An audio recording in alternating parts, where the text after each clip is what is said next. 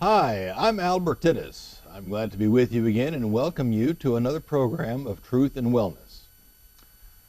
I'm happy to have with me today a crime prevention officer from the city of Dickson, Tennessee, Officer David Cole. Officer Cole, welcome. Thank you very much for having me. And you've introduced yourself to me as one who prevents crime. What is your specific program in that area? There's a lot of different things we do in our community, and I'm the one that brings out all the preventable crime things to our community and lets everybody know how to help themselves, how to help prevent crimes at home to make themselves less of a victim. But also we embrace social media as one of the things we do. And one of the things we do that I really like, and some people don't, is the simple fact that we put people's names and their information about their particular arrest in our local newspaper. So that gets interesting. That would be a powerful deterrent to me. It would be an embarrassing factor, and people say, well, dude, I don't want to be embarrassed. I say, well, don't do things to get yourself in trouble. Yeah, well, public relations is a big part of your job then. It really is. I'm kind of sort of out in the public a lot. I'm the one that goes to a lot of the businesses and talks to them. We do all kind of different classes to the community, free. We don't charge them anything. And if any of our businesses ever need anything, they just give me a call. Even the residences, we even have some neighborhood watch programs that we've been able to start. So that's another crime prevention type thing. Well, it sounds like you don't spend too much time out on patrol then. No, fortunately I have a desk. I have my own office, even though there's just a little trail that gets to my desk. But I've got a lot of stuff that we utilize in the community as well. Yeah, I don't have to work patrol anymore, which is a downfall. It's where I started, where I loved. But now I found my real passion is actually the public relations end. Yeah, well, and police need lots of public relations nowadays. Absolutely, absolutely. Everything, all the violence that's going on. Well, Officer Cole, you said that you have a big presence on social media. That sounds we do kind of in tune with our times now with Facebook and things like that. Do you have a Facebook page? Is that what you're referring to? We do, and we have it's City of Dickson Police Department, and that's our Facebook page. We would love for as many people to get on there and like our page because they will get our updates. And kind of a funny story how I ended up there. Our daughter, my wife's daughter, we turned around, she wanted a Facebook page. Oh. And I was adamantly against it. One of our local detectives said, dude, you really need to be on Facebook. So he kind of helped me create my own account, helped me show the curves so I could learn how to do this, learn how to set it up. And then we allowed our daughter to, where we could monitor it. But it has grown exponentially since that time. Our department all of a sudden said, hey, we need a Facebook page for our department. We need another means, not just our local radio station, a local paper, to be able to get information out. So we created the City of Dickson Police Department Facebook page, and it has grown from one person, of course, myself, because I like my own page. I believe at this time we have about 5,500 people that are joined to our page by liking it. Oh, so how do you make it work then as far as doing your police work? Well, I got so many funny stories. I know we only have about 30 minutes or so. What we'll do is, let's take, for instance, we have a shoplifting case in our local community, and a lot of places have security cameras. What they'll do is they'll take a still shot of those security cameras. They'll turn that over to us, and we take the information if we do not know who the person is, the suspect. What we'll do is we'll take the suspect's picture, of course JPEG files, we'll put them on Facebook, and says, if you know the above people, please call us at this particular number. Believe it or not, when we first started Facebook, we didn't have a lot of success because we didn't have very many people on there. But now that we have 5,500 people on our page, wow, our phone usually burns up with people giving information as to who those suspects are. And does it often lead to arrests? Oh, absolutely. Absolutely. So if you put someone's picture on there, well, chances are there'll be somebody out there who knows who it is and can identify them. Absolutely. Not only that, but also the suspects themselves. Oh. They will call up and say, please take my picture off of Facebook. And I say, oh, so that's you? Yes, I'll turn myself in. I say, I'll take your picture off when you turn yourself in. The easy way to make arrests. Yeah, the suspect themselves coming in and turning themselves in. That actually recently happened too, by the way. Well, of course, now this has been done for years in the media. I mean, you see pictures like on television, the Sure. evening news, if you know this person. But now you can't put all the people you're looking for on television, obviously. Absolutely. I guess that's probably the most serious crime. Sure. Or something. So Facebook's it's a tremendous tool, isn't it? It is, and it's been a great resource for us because so many people, as we all know, I think that you have a Facebook page yourself. If I hit share, I'm sharing it with all my personal friends. But all it takes is one or two of those people to share it, and it's going to all their friends. So your sets of eyes that are looking at that particular thing grows over and over and over and over again. Well, I'm sure it does. Now, of course, I've had my own personal Facebook page for, I don't know, a year or two now, I guess. And whenever I mount something, I'm always surprised at how quickly I get a response. Yeah. Sometimes just as soon as it's on there, there's some kind of a strike, a like or a comment or something like that. So with 5,000 people, I guess there's bound to be at least a few score watching it. Yeah, in some of the funnier moments, if you can let me relate one of these, I think you'll like it. Okay, sure. Go ahead. I had a detective. He's actually one of our interdiction unit officers that came in. His car was broke down, so they put him on a desk for a couple of days. They assigned him a case. He came down. He took some pictures, and I just wanted to share how well the Facebook social media aspect works. He came down, showed me some pictures. I downloaded them. I said, okay, well, I'm going to put this on there. What phone number do you want me to use?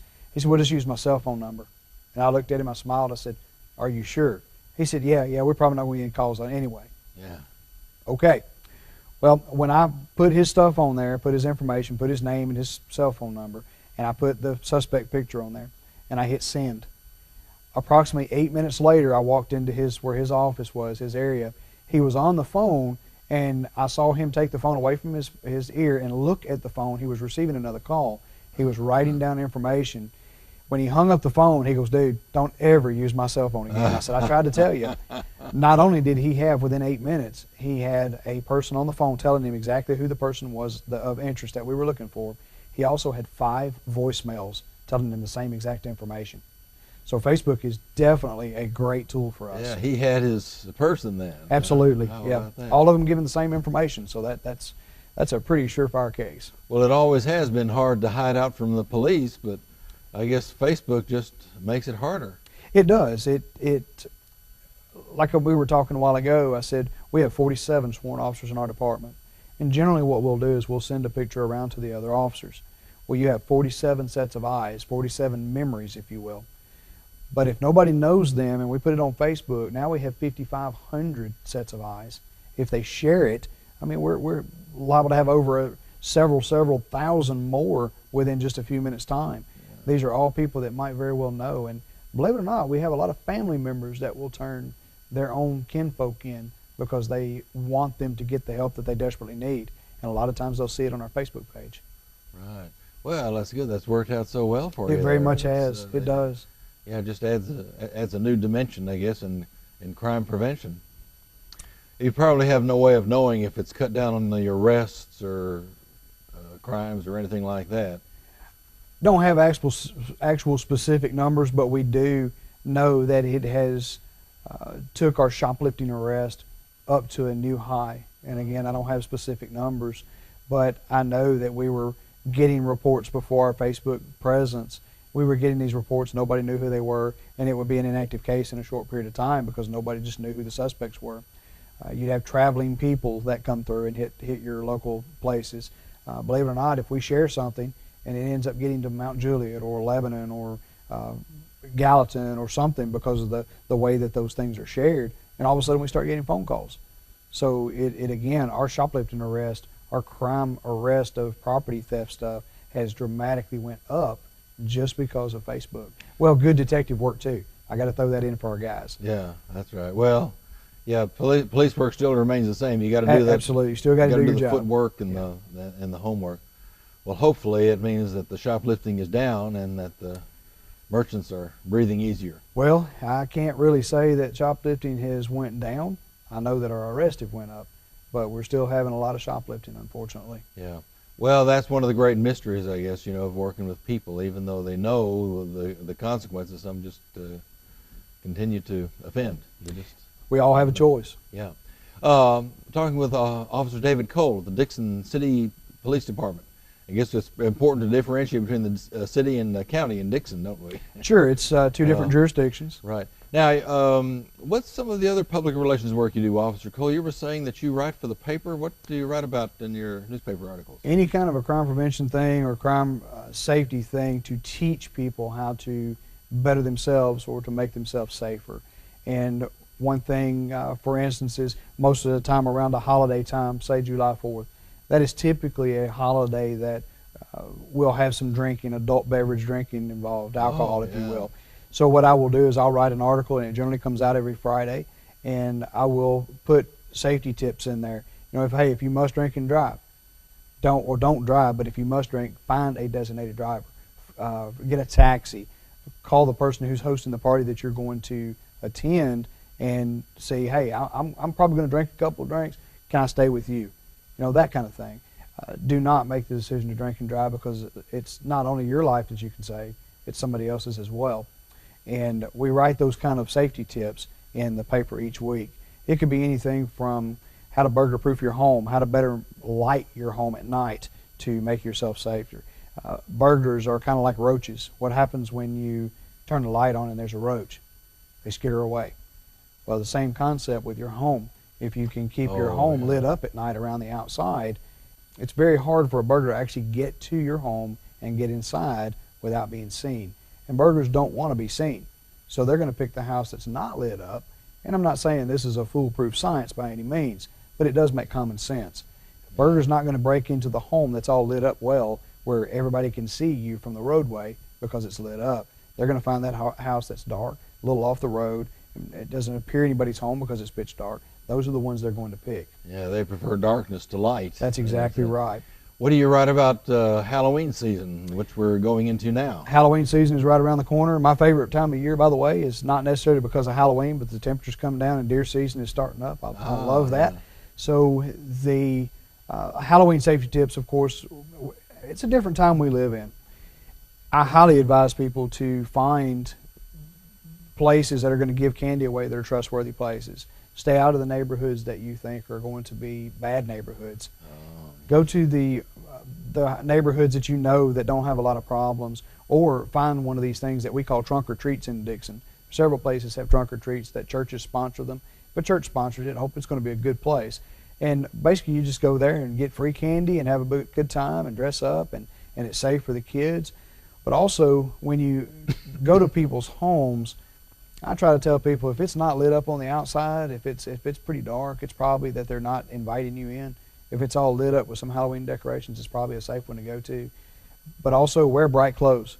A lot of people want to wear dark clothing because they want to be spooky and things of that nature. But you want to wear the lighter clothing or something that's bright where cars can see you. Well, you could wear a spooky orange shirt or absolutely a jacket or something like that and still look Halloweenish, couldn't you? A lot of people will carry the little flashlights or the little chem lights that you can pop them, shake them up, that glow in the dark. You can wear, like you said, the orange or the brighter clothes, and just kind of be cautious. A lot of people say pedestrians have the right of the way. Well, they do in a crosswalk. They don't necessarily have the right of way when they're walking across the street. And my big key thing to kids and adults both is when you're walking across the road, you need to stop and make for sure that the driver of that vehicle sees you, even if you're in a crosswalk. Don't just step out in front of a car, because that driver may not have seen you yet. Yeah. So it's very, it's a safety thing. It's a very big safety thing. Make sure that that driver sees you and comes to a stop before you step out in front of them. Also, don't step out between two cars where people have a hard time seeing you. Yeah. You know, those are bad things. And those are some of the things we'll write about in our next article for the Halloween safety tips. Does mischief go up during the Halloween season? Somewhat. So we have people rolling people's houses with toilet paper. Yeah. We'll have some people throwing a few eggs and things of that nature, which we do know that it is a crime. It's vandalism. We've probably all done it. I can't say that I have. We live way out in the country, and our nearest house is about a quarter mile away, and I wasn't going to walk that far for Halloween. Well, why would rolling someone's yard be a crime? Well, it's vandalism. It's defacing or vandalizing somebody's property. Now, if they come out and say, "Hey, go roll it all you want to," well, that we're good to go. But if they come out and say, "Hey, stop vandalizing my property," well, it's vandalism. So technically, it is a crime, and you can be prosecuted for that. although it's not a typical thing. Right. I'd never heard that. Well, I guess the joke where I live is I've heard some of my friends said, well, if I see someone rolling my yard, I said, well, look, no telling what you do if you didn't like me, you know. This Sure. is the worst thing you do to my property. Well, you know, okay, we're still friends, so Yeah. kind of let it go with that. But. And we have some that'll roll, and we catch some. One time when I was working midnight shift several years ago, my whole entire trunk was just plumb full of toilet paper. You'd catch them in the act, and we'd confiscate the toilet paper, and we'd throw it in the trunk of the car and go find the person that owned the home. You want to press charges? No. Just tell them don't do it anymore. Okay, well, y'all have a nice night and going home, do something, but don't roll anybody's houses. It might be rare for someone to press charges, you know, or something like that. We generally don't have people pressing charges. We did have an incident several years ago that actually blew way out of proportion and ended up involving a gun, believe it or not. Had somebody that was trying to more or less make a citizen's arrest of the people that were rolling the yard, and actually pulled a gun out and held them at gunpoint until the police got there, which is illegal. Can't do that. The drawback to that was the families had called each other ahead of time and gave each other permission to roll each other's yards. But this person didn't know that, of course. But yeah, why would you hold somebody at gunpoint for rolling somebody's yard? Yeah. You know, that was a little spooky in itself. That might be going a bit far. Absolutely. Now we're going to just take a quick break. Stay tuned, and we'll be back. Hello friends, today's free offer is entitled Hope in Troubled Times. Troubled times come to us all, whether it is a financial crisis, a health crisis, or a personal or family crisis. We all face times when the day is bleak and the forecast for tomorrow's doesn't seem any brighter. What we need is hope. Hope that someone, somewhere cares about our situation. In this little pamphlet, you will find that your heart is lighter when you read about God's plan to give you a future and a hope. For this free offer, contact us at www.health-hope.org. Okay, welcome back. Glad to have you with us again. I'm Albert Tittis here in this program of Truth and Wellness, and today we're talking with Officer David Cole from the Dickson, Tennessee Police Department. Do you do a lot of community education, or are you going to the schools and talking about crime prevention? And we do. We like teach the drug abuse resistance education program in all of our elementary schools in the city. And we also teach a lot of classes to the public or the businesses. We teach the neighborhood watch program to any neighborhood that wants a neighborhood watch program, which is a great program, by the way. And such as robbery prevention, if a business comes up and says, hey, I want to learn how not to become a victim of robbery, what do I do? So we'll come in, sit down with them, we'll bring up a little PowerPoint and have some handouts and teach the employees what to do or what not to do. Recently, Homeland Security has came out with a thing, it's called, if I remember correctly, Responding to Sudden Acts of Violence. Kind of sort of an active shooter type thing. Active shooter type thing is basically, if you'll look at the Antioch shooting thing we had just a short time ago, or the shooting we just had in Chattanooga. It can happen anytime, anywhere, all across the United States. And basically there's a deranged individual, and I have no other way to explain them except that they're deranged, wanting to kill innocent people. So basically it's somebody comes in and starts shooting, cutting, hitting with a baseball bat, anything, a mass number of people, and you're in that particular area, what are you going to do? So the premise is run, hide, or fight. So basically you're going to run, and this takes about an hour and a half to teach this particular program, what to look for, signs to look for, and how things build up to the time that they break, if you will. And so when something starts, you run. If you can't run, you hide. And if you can't hide, and if you're face to face with that attacker, you've got to fight. So there's no way to run, there's no way to hide. Now the danger is right there in front of you. And so we talk about you need to fight. So it's a very good program. We recently started doing that in the community. Taught 3 of those classes last week alone. Yeah, well, that makes it harder, I guess, for the offender to actually, do the shooting or what have you. Sure. Boy, I guess the quickest thing I'd try to do is knock the gun out of their hand, if I'd have that much presence of mind. But if you had that presence of mind and it was that opportunity, maybe. Yeah. The biggest thing to do is you're going to have to, if they're that close to you at that point, you're going to have to fight with all your worth, because they know the mentality. They know that the police will be there shortly, and it's going to be bad once they get there. they generally either take their own life or they do a suicide by cop type thing. Right. So what's your favorite venue as far as going into the public? Schools or clubs or? Believe it or not, Oh. I do greatly enjoy going to the clubs, and the Lions Club, the Rotary Clubs. We have a noon Rotary Club. We have a morning Rotary Club. We have a retired teacher association. We have a lot of different venues, if you will. And I go and talk to them about different things when we come out with a new thing that I'm going to promote. When we come out with our Nixle Alert program, and we might talk about that here in a moment. There's several different things that we talk about to these guys. And the greatest thing about when I go to these is they feed me. Ah. I'm all about it. I'm Southern Baptist, and I love to eat. Yeah, I've noticed that with service clubs. Well, what is this Nixle thing you mentioned there? The That sounds new. Nixle thing is a fantastic program, and it came out several years ago. It's something that our city pays for, and I believe it's actually our communications department actually pays for this. And it's a free service to the community all over Dickson County. And basically, I just received a Nixle alert a while ago about a bad wreck.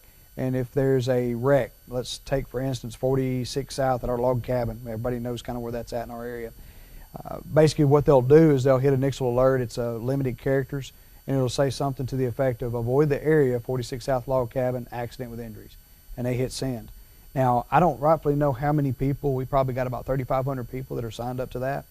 But as soon as they hit send, it goes to their cell phones. So you can pull that up, and it automatically alerts you. You can read it, and let's pretend for a moment you're on the way to a meeting and you needed to go that way. The reason I say that particular thing is we had a guy that came in late to a meeting, and he looked at me and said, "Man, thank the Lord for Nixle." I said, "What happened?" He said, "I was on the way here and got the Nixle, and I was fixing to run right into that accident." So he backed up and went a different way, which actually took him a few minutes longer, but he didn't get stuck in traffic. Yeah, one less car to be in the way. There you go. And, you know, cause congestion and confusion. We also put wanting people out there too as well on that system as well. Well, now that's akin to the Facebook thing. It is. This new media is really kind of catching on, isn't it? It has. And funny that you mentioned that is not only when we hit the Nixle alert, when we hit send, it also posts it to our Facebook page. Oh, okay. And our Twitter page, by the way. Oh. I always forget that. Yeah, so that goes all over then. It does. That's just a tremendous tool because, you know, newspapers, you know, radio and television, they have kind of a limited reach. They do. It sounds like this is a whole new audience that the other media channels just don't really have access to on a minute-by-minute basis. Sure. Well, we teach the hunter education class, and I had a woman that recently, she called me up and she was a little upset because she was not aware of us teaching this hunter safety class. And I said, "Well, man, the Dickson Herald advertised that." So, "Well, I don't get the Herald." Okay. "Well, WDKN 1260 AM, one of our local radio stations, they advertise it as well." "Well, I don't listen to them either." I said, "Well, we had it on our Facebook page over and over and over and over again, and we sent those community alerts out." Well, I don't get those either." I said, "Ma'am, I don't know what to tell you.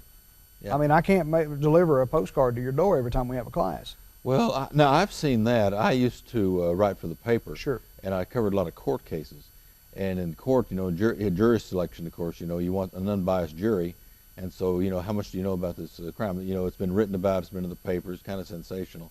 Well, very few people had read about it. Yeah, absolutely. And some of the reporters say, "Well, man, does anyone read these stories we write?" You know, here they, you know, nobody's read about this. I've been writing about it, you know, for all week. So you never know. Now, you mentioned Officer Cole, the Hunters Education Program. Yep. What is that? It's one of the things that we embraced in the crime prevention program itself. Is I went to our police chief, Rick Chandler, and I said, "Hey, this is kind of sort of crime prevention related, kind of not. I mean, let me get your take on this. What do you feel, because I'm passionate about hunting. I've always hunted for all my life since I was a kid. What do you feel about me actually teaching the hunter education class in our society?" And he said, "Well, how would it pertain?" I said, "Well, think about gun safety. All these kids that are out here running around the homes when mom and dad's not here, they shouldn't be carrying a weapon around by themselves. What if they accidentally shoot something?" He goes, "You know, that sounds like a good idea. Let's do that."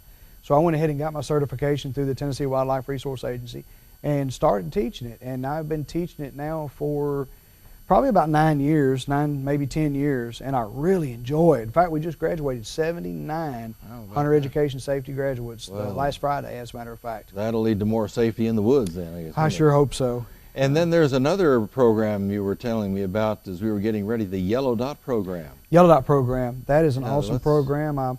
The Yellow Dot program is something by the state of Tennessee that came out a couple, 3 years ago. Several states have embraced a program that is similar to the Yellow Dot program.